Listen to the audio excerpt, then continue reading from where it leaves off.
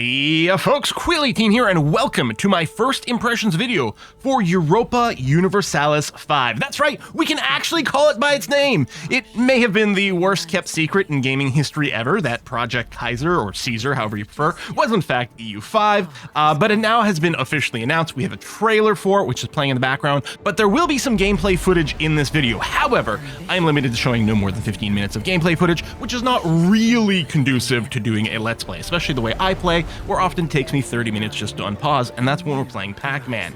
So what I've done here is I've tried to collate the features and changes that I thought were the most remarkable, especially when we're comparing and contrasting between EU4 and EU5, and made it into this scripted video with some gameplay footage to support that. We're gonna have another bit of a discussion at the end of that segment with some more general overall thoughts and impressions, but here we go. I can guarantee there will be some proper classic Quilly18 extended long-form Let's Plays for EU5 on the channel in the future, whenever that becomes an option. But for now, I hope this will sate your appetite, and I will be very much looking forward to answering additional questions on my live streams, or if you are a YouTube member or Twitch subscriber, over on the Discord, we can have some conversations about the game at this point. Folks, enjoy this little pre-scripted, very rare for my channel, content, and I'll talk to you again at the end of the video. 1337 start date. EU5 starts on April 1st, 1337, over a century earlier than EU4's 1444 start. This gives us the Black Death as a major early game event, and oh boy, you definitely feel it. We also get to experience the start of the 100 Years' War instead of just catching the tail end of it like in EU4. While playing at Scotland, this was particularly important, and I was quick to accept the call of the Old Alliance, siding with France against perfidious Albion. As far as I can tell, the end date hasn't been officially confirmed other than early 19th century, which is the same as EU4, but that still means over 100 years more gameplay. This longer time frame gives us more historical eras to progress through and new ages to experience. No more mana points. Whether you loved it or hated it, the mana system is gone. I, for one, love the happy brain chemicals that happen when you spent Monarch points to unlock attack or boost stability, but it was something that was very reactive instead of requiring forward planning, which was something that people had a lot of comments about. Now, characters still have administrative, diplomatic, and military attributes, though they range from 0 to 100, and it impacts their effectiveness in their particular roles, instead of generating abstract points. More on characters in a little bit. Economic sliders. Sliders are back, baby! Like older Paradox games, and specifically I'm thinking of EU3 here, we're getting more sliders for our economy. Sure, EU4 did let you balance your income and expenses through some sliders for military spending and the like, but we've got more fine-tuning available to us here in EU5, right down to the ability to tax individual population classes. Now, when I'm thinking of EU3 in particular, not all the old sliders were interesting and fun mechanics to engage with, which brings me to value system. The value system is something that harkens back to EU3's domestic policy sliders, but in a way that I think is a big improvement. Unlike EU3's long cooldowns where moving a slider could lock you out for years, values in EU5 can be influenced gradually through events, laws, policies, and most importantly, cabinet actions. Your advisors can actively work to shift your nation's cultural direction between traditional values like serfdom, spiritualism, and communalism, or more progressive ones like innovation, humanism, and capital economy. Neither direction is inherently better, and it's going to come down to what strategy and philosophy you're looking to pursue for your nation. Because it consumes a cabinet action slot, forcibly shifting your values is something you're really going to have to think about, because it conflicts with some of the tools you have to increase development and stability, as well as things like integration and conversion of provinces. Character-driven gameplay. EU5 brings character depth closer to Crusader Kings 3, or even Imperator. You get full dynastic trees, inheritance laws, and individual character traits. That being said, this isn't Crusader Kings. You're running a nation, not focusing on playing as a member of your dynasty. But there are distinct characters in your court with meaningful actions. For example, appointing a member of your family as a general increases the power and influence of the crown. Alternatively, you might marry off your specific individual children to help solidify alliances. And actually, a royal marriage between two rulers will immediately form a union between those two countries. Though every country has its own inheritance laws, which, if they differ, may cause a union to break on character death, as the rulers would then be different. Population system. EU5 moves from abstract development to actual people in a way that's going to be very reminiscent of something that we've seen in Victoria 3, for example. Each location has specific pops: nobles, clergy, burghers, peasants, and slaves that drive your economy, your politics, and your military strength. These pops have characteristics including culture, religion, social class, and literacy, which impacts both technological advancements and, to quote, the pop's understanding of their position in life. Whatever that means. Pops do have satisfaction levels that, if too low, create problems. Your population consumes various resources based on their class, so nobles will demand luxury goods, where peasants kinda just need basic food. Unlike EU4, where development and colonization happened abstractly, in EU5 pops must physically exist and migrate, making population a limiting factor in growth and expansion. It isn't just numbers, it's a living demographic that shifts based on migration, war losses, and economic opportunity. Estates. Estates are a more integrated first-class mechanic in EU5 compared to EU4. You'll see their satisfaction levels clearly visible at all times in the top toolbar. And since pops drive so much of your nation, it makes sense that estate power and satisfaction flows directly from them. Fill your provinces with burghers by promoting rural settlements to towns and cities, and watch their political influence surge. It's not fixed percentages anymore. Your demographic choices directly impact who holds power in your realm. Again, somewhat reminiscent of the political system in Victoria 3. Create a merchant empire, burgher power skyrockets. Fill your lands with peasants, commoner estates gain strength. This also applies to cabinet positions and things like generals. Assigning characters from estates to these roles will grant more power to those estates. Your royal family always belongs to the crown estate, so having relatives in positions of power directly strengthens centralization, though assigning your heir to lead an army carries its own risks, of course. Dynamic market system. Trade in EU5 is a complete overhaul of EU4's node system. Instead of fixed trade routes, we have actual markets with real supply and demand mechanics. Each market has a trade advantage ratings, capacity, and price differentials that determine profitability. At a glance, it might seem absolutely overwhelming, but you have a lot of tools to make sense of the chaos. Markets have a search bar with filters for finding specific goods or conditions. The automation button lets you set it and forget it if micromanagement isn't your thing. The devs mentioned several team members play with fully automated trade. What's fascinating is that markets aren't just abstract concepts. They operate in physical space, where your maritime presence and infrastructure directly impact your reach and influence. You can belong to and operate in multiple markets at once, and choose which ones to manage and which ones to automate individually. Goods and production. Goods are central to everything in EU5. Unlike EU4, with trade goods were mostly just income modifiers, here they're physical resources needed for buildings, armies, and population. Each building requires specific goods to operate and even to construct. Try building a church without glass for windows or stone for foundations. Your armies need food to function, and your pops consume various goods based on their social class. Production buildings transform raw materials into processed goods, lumber into paper, grapes into wine. These are concepts which will be very familiar to anyone who has played Victoria 3. The scarcity or abundance of these resources creates meaningful economic decisions. Do you import expensive glass for that cathedral, or develop local glassworks first? These interconnected production chains create a living economy, rather than the abstract wealth of EU4. Army composition through the ages. Part of the goal of EU5 is to model the transition from feudal levies to standing armies as one of the core historical transitions captured by the 1337 start date. As such, there are 3 distinct military unit classes, each with different roles. Levies are cheaply raised local troops, regulars are your professional standing army, and mercenaries offer flexibility at a cost. As you advance through the years, there will be less emphasis on peasants with sticks, and more on a permanent professional military. There are of course also different types of units, and actually a lot more than just the infantry, cavalry, artillery options from EU4.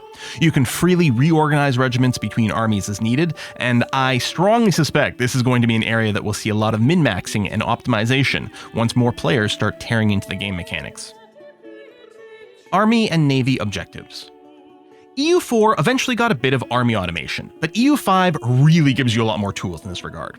You can absolutely still manually control all of your armies, and likely will during the critical phases of war.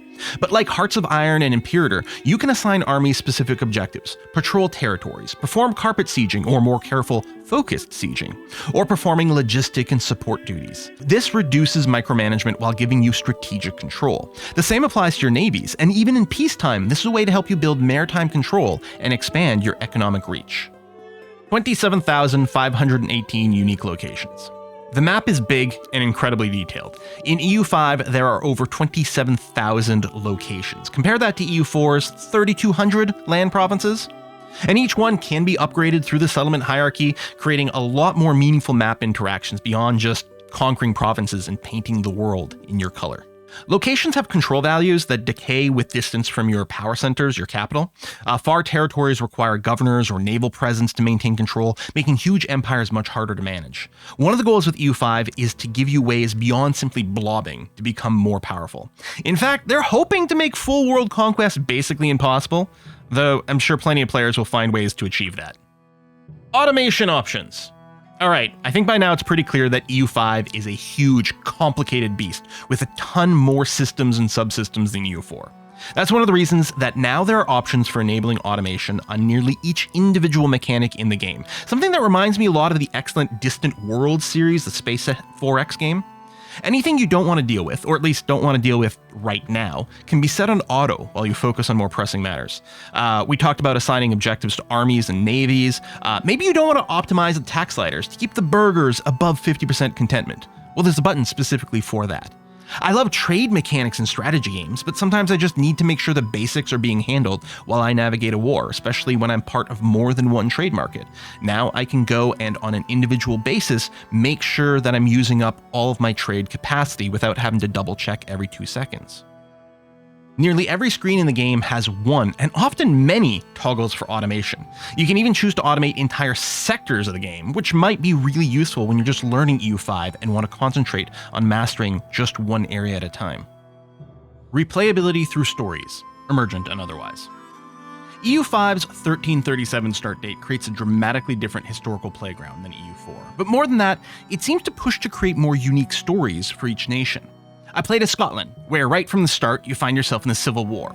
The throne is contested by Edward Balliol, an English puppet, while your legitimate king, David II, who's still a child, is exiled in France. The Scottish budget is tight, the tension between different culture groups is high, the ability to trade is limited, and the Black Plague is set to arrive at any moment. I was presented with decisions about how to educate David. Should he take up a more French-style education? Should he turn and embrace a Highland culture? And what kind of implications would this have for my nation going forward? I also played as Naples, an incredibly wealthy trade nation with a king who controls not just one country, but has a royal union with several neighbors and a potential for even more after death. The biggest political issue here isn't what to do about the silly English, but rather the need to navigate the harrowing waters of diplomacy between the Italians who would bend the knee to the Holy Roman Empire and those who are loyal to the Pope. Organizations. One thing that was particularly important in my Naples gameplay was the new international organizations mechanic. EU5 transforms previously hard-coded systems into a fully dynamic framework encompassing everything from major structures like the Catholic Church and the Holy Roman Empire to personal unions, coalitions, and religious bodies. As a bonus, these are 100% scriptable and extendable for modders, which is awesome. It's weird to call EU4's excellent diplomacy simple by comparison, but these organizations really do feature more complex and varied mechanics. Personal unions function as defensive alliances with varying integration levels, while the Middle Kingdom, China, operates with tribute systems and celestial authority. The system includes temporary organizations like crusades and jihads, cultural entities like the High Kinship of Ireland that persist as long as qualified members exist, and numerous religious bodies that function as organizations themselves, creating a labyrinth of political, religious, and cultural associations that evolve throughout the game.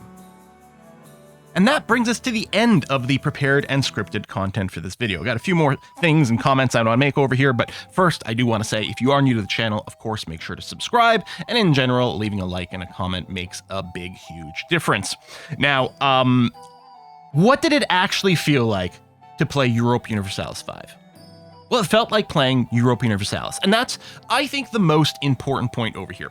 Obviously, a lot of different mechanics have been pulled in from other Paradox titles, right? We've got the production, the goods, and the pops system, very reminiscent of something like Victoria 3. But then we also have extra character-driven gameplay like we get in Crusader Kings 3 or even Imperator, which apparently is in quite a good state right now, actually, with the latest patch and some fan content. Imperator is apparently quite a great thing to play. But yeah, so despite those mechanics having been pulled in, EU5 still feels like Europa Universalis. And that's really important to me because I've always said that EU4 in particular was my favorite of the Paradox Grand Strategy games. We haven't played it in a bit. Ironically, I was preparing to start a new Let's Play for EU4 right before I got access to EU5, so that threw everything out the window. Also, my timing for EU5 and the window that I had to play it, which is now past, was very awkward because I was away for a big part of it. I was out of the country for some work travel, and then when I got back, I got sick, which was so frustrating to me because all I want to do is sit in front of the computer and play more of this. My particular gameplay that I played for fun and for learning was before the trip, and I hadn't been recording that, so that's why the footage in this particular video is mostly in the early game as I sort of reloaded things and tried to bring up things. I know everyone's going to be itching for just pure, unaltered, full-length Let's Plays. I can guarantee, I have no doubt, those are coming over to the channel here. What parts of the game were my favorite? Well, definitely was the production and the goods and the trade. It's always been my favorite part of EU4. I love to play nations that expanded heavily into trade, either through colonization or just through dominating, trade nodes and then propagating down that way. It's always been so very satisfying to me. And that's despite the fact that the more I think of it, it's crazy. Trade in EU4 was one of my favorite things to do. But the more I think about it, the more trade in EU4 was very simple and basic and static. Nodes were static. Goods were really nothing, right? It was just, well, this province has this good versus this good, so it gives me more value for my production. And, yes, if we traded, or if we had control over a certain amount of a certain good, then we might get a certain empire bonus while we had that kind of monopoly going on. But there really wasn't that much going on to it, and I'm so pleased that in EU5 that's been expanded. And I think in a very real sense, EU5 is benefiting tremendously from the experiments that went on in other recent titles. Obviously, Imperator could be one thing to look at, but also Victoria 3. And honestly, in my opinion, and because I put Europa Universalis on such a high pedestal, I am happy to think those games were just test beds to improve and to develop technologies and gameplay that would then make it into EU5 and make sure it was done right at that point. These new systems are nearly overwhelming in how much there is, but you do have that extra base with the automation, which I think is going to be nice. And I really am curious to see how different people will lean into different aspects of it.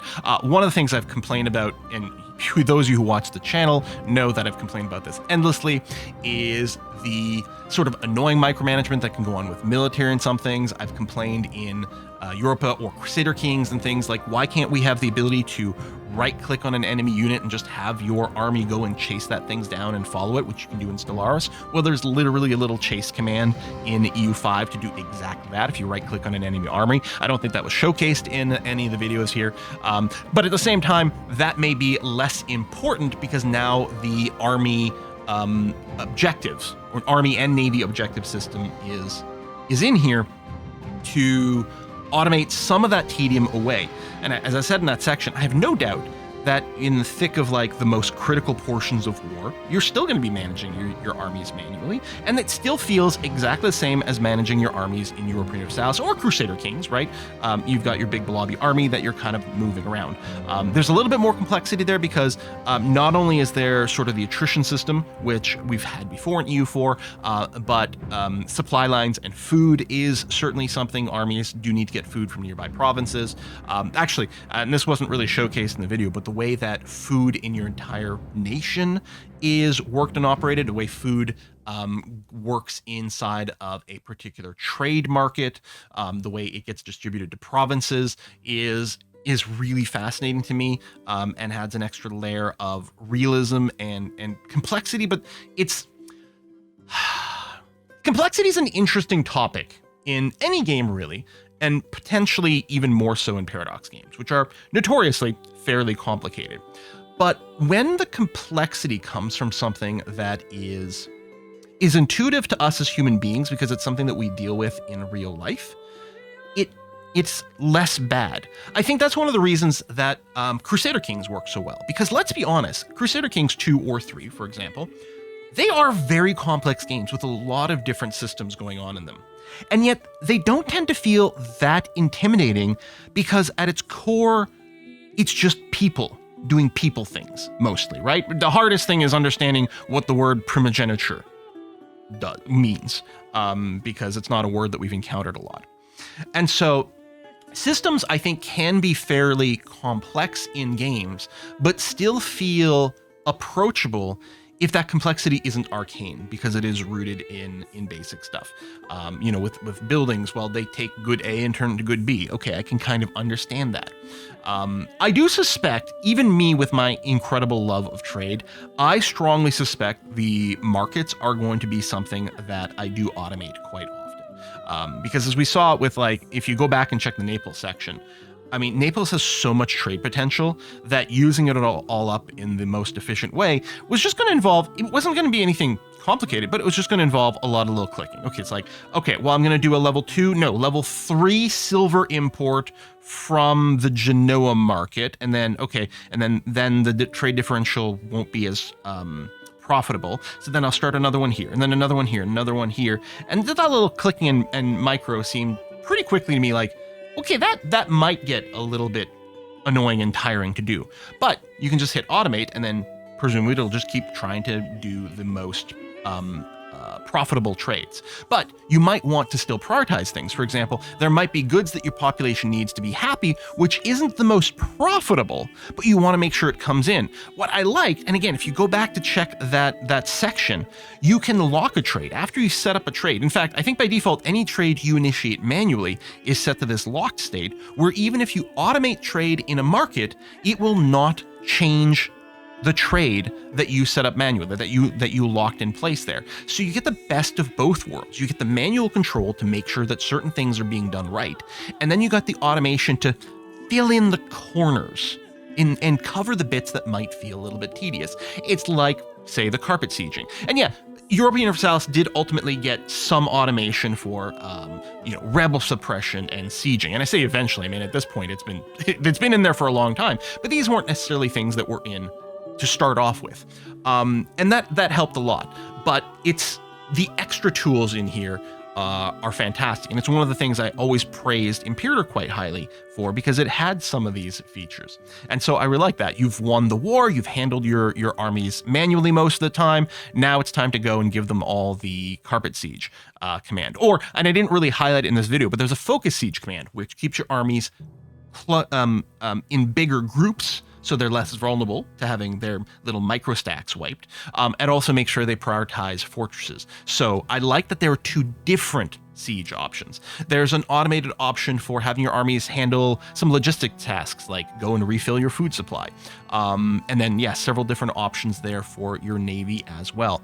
And I think that's really important when you've got games as big as really any of these Paradox Grand Strategy games, but again, EU4, which tries to do so many things, it's going to, I said EU4. EU4 does try to do so many things. EU5 tries to do even more things, and so it might be important to add even more of those. So we'll see how it's going to come down a lot to, are those automations smart anyway? I don't know if I'm going to want to automate, say, buildings, right? Because building the wrong building in a way that doesn't align with my long-term plans might be really not ideal. But the trade one, I think, is great, huge, no-brainer. All the army ones, again, really, really good there. But you can expand. You can automate the political system. If you don't understand how to use your cabinet members, and you don't want to on this particular game, then you can do that. I think it's going to be good for people who are learning, right? Automate certain aspects of the game while you focus on others, and then change things as you go on. I don't know what the mass appeal of EU5 will be, in a sense, right? It's really easy to sell Crusader Kings to people who aren't grand strategy aficionados because it's about people, because you can, make the Game of Thrones reference or this or that.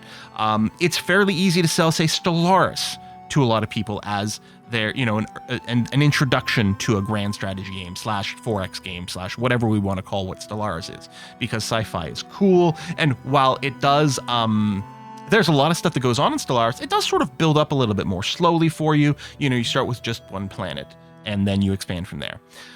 Europa Universalis, even EU4, I was always like, how do you sell this to people other than, it's Risk on crack? Or I would often say something like it's the, playing Civilization is like being in high school. Playing Europa Universalis is like going to university. It's more specialized. It's not that it's necessarily more advanced. Honestly, all the different subjects you had to deal with in high school can sometimes be a bigger pain in the butt than the more focused and specialized experience that you get in universities. But that's still kind of what it felt like to me. So I certainly hope absolutely that EU5 is a massive success. And I think for me, it's going to be big. I think this is going to be a great and very fun game for me to play. I hope they can sell it to people in a way that doesn't freak them out, because when I first loaded EU5, I was like, oh my God, I can't believe how much stuff is in here. Johan, what are you doing? But it didn't take long for me to just be into the, yep, this is just playing Europa Universalis, this feels good, and then learning the systems. Obviously what really helps for me is I had to, quote unquote, force myself to go and read all the dev diaries, the Tinto talks. I had to go and try to summarize them for myself, like personally for my head, but then also in the video. And that sort of reinforcements really did a lot to try to learn as many of the systems. And I've only just scratched the surface for me too. So no one's going to complain that this game has been dumbed down. And hopefully that leads to tremendous success and another game that gets supported for 10 years. I don't want to see EU6 until, 2035, right? I want this game to have a good long life with lots of post-release support, as I feel that all big, serious strategy games should do. So cross our fingers. I'll see you next time. At some point, we'll be playing the game properly on this channel. Bye-bye.